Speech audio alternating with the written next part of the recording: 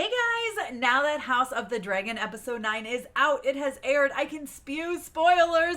Let's talk about this episode, the setup for what is sure to be an epic showdown of a finale. But before we dive into it, if this is your first time here, I'd love it if you take 1 second and hit that subscribe button. Go ahead and hit that notification bell so you don't miss out on any more videos like this one. All right, let's talk about House of the Dragon.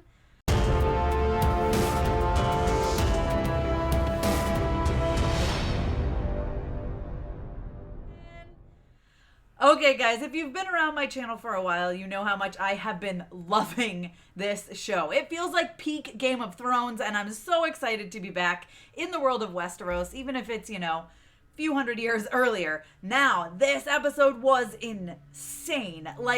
It wasn't jam-packed with action, right? We didn't get a lot of action, but we got a lot of moving pieces and a lot of stuff going on, setting up for the finale, episode 10, next week. I think it's going to be insane. There was also some interesting choices made in this episode. There was a time I was watching, we'll get into it in a second, and I thought, oh, they're not doing this. Oh, they're not doing, okay. Oh, they're going there. All right. Now, fair warning, there are going to be spoilers going ahead. So if you have not yet watched episode 9 of House of the Dragon, stop this video. I don't want to ruin it for you, but please do come back later. Okay, let's talk about it. So my biggest thing with this episode, like I said, it feels like it's setting up for an epic finale, right? Poor Queen Alicent. Listen, I shouldn't say poor because, she did this to herself, right? But she feels like she's a bit in over her head. She's a little bit frazzled. She's trying to, get her son, Aegon, right? Who she thinks is what the king, I almost said Patty, which is, the actor's name, but King Viserys, it was his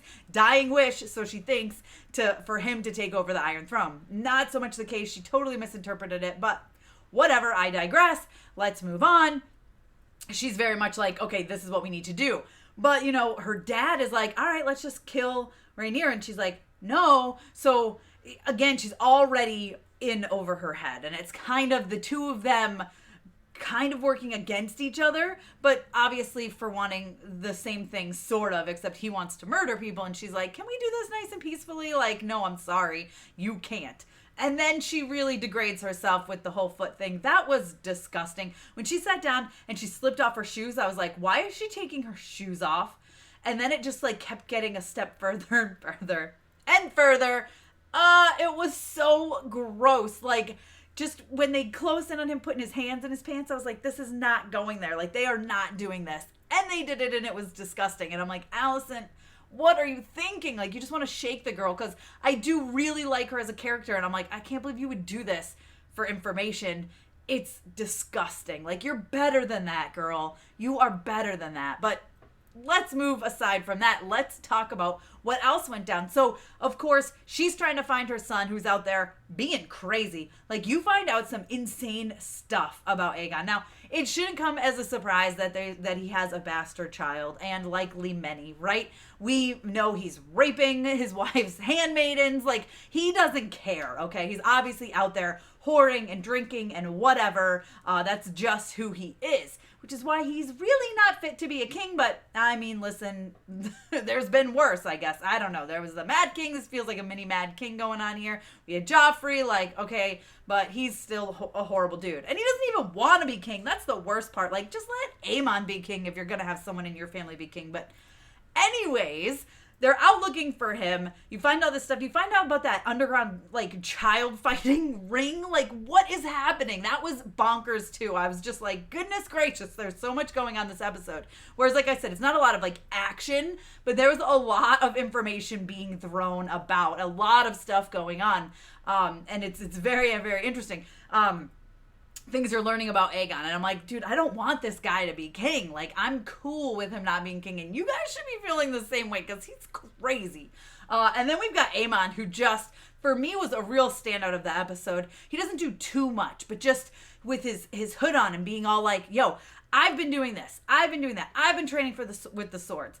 I should be king, but whatever. I loved that. And I loved his little confrontation with his brother. I really think he should again, if someone from that family was to be king, which I don't think is the right thing, I'm going to be honest here. Like, I know her children are bastards or whatever, but like Rhaenyra, like that was a deal. Like, she should be the queen. Like, that's what should happen. And then we go from there with the kids. But that's not what's going on.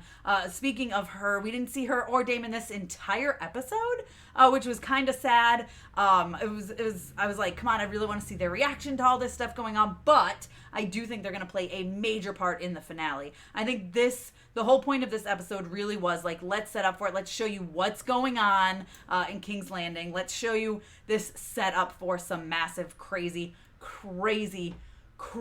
stuff, right? Because so we don't see her or Daemon.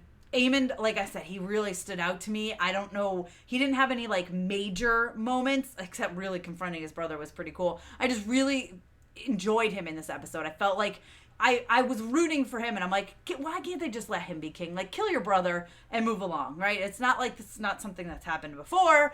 Kill your brother, and then your mom has to put you up there. I don't know. Your mom's doing gross stuff anyway. You might as well kill your brother. Like, who cares? So that's how I feel about that. Listen, I'll just be honest.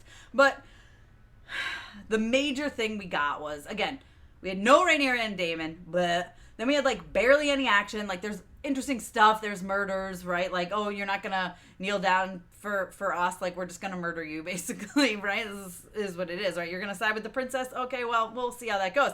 Obviously, it's not what Alicent wanted. It's more what Otto wanted. But moving on, we do get, and I never say her name right because, listen, these people's names are too similar. But Rhaenys, is that how you say her name? You guys know what I'm talking about. The queen who never was. She is like trying to escape. She's trying to get out.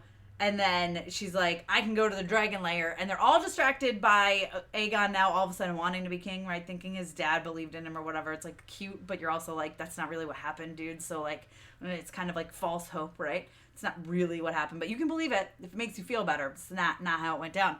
She sneaks off while they're distracted by the coronation, which was interesting. It was interesting to watch. I felt like his brain kind of changed over to wanting to be king and then becoming like drunk on power, which is not good, and I don't think that's going to be good in the future. But she goes down there and she's like, yo, I'm going to get this dragon and I'm going to come up and I'm going to show you that like I could murder you all, like, you know, meaning like Alicent and Aegon and Aemond, like Otto, right? She just has the dragon just in their faces and she's like, okay, but now I'm leaving peace. Like, she could have just murdered the royal family, whatever you want to call them at this point, because I still don't think they really technically should be taking the throne.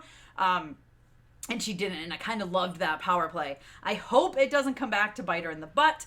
I don't know. I haven't read the book, so I don't know who ends up on the Iron Throne. I don't know what happens. But I feel like letting them live was maybe not the right choice. I don't trust them. They're crazy. Again, if Alicent is willing to do that just for information, what the heck is going to happen later? Again, her dad is like, just murder people and who cares? And then her sons are crazy. Like, I love Aemon, but he's a little crazy. The other one's like, Aegon's like off like fathering bastards and making kids fight each other. Like, what is going on? This is not okay. So I think we're setting up for a really awesome finale. Now, something Game of Thrones has always had is episode 9 felt like the finale, and then episode 10 was like, okay. I don't think that's going to be the way of House of the Dragon. I do think that we are going to get a big finale, maybe like a big battle to hold us off for a season 2. But I don't know. I kind of hope so. I hope this wasn't their big finale like Game of Thrones usually does with episode 9s.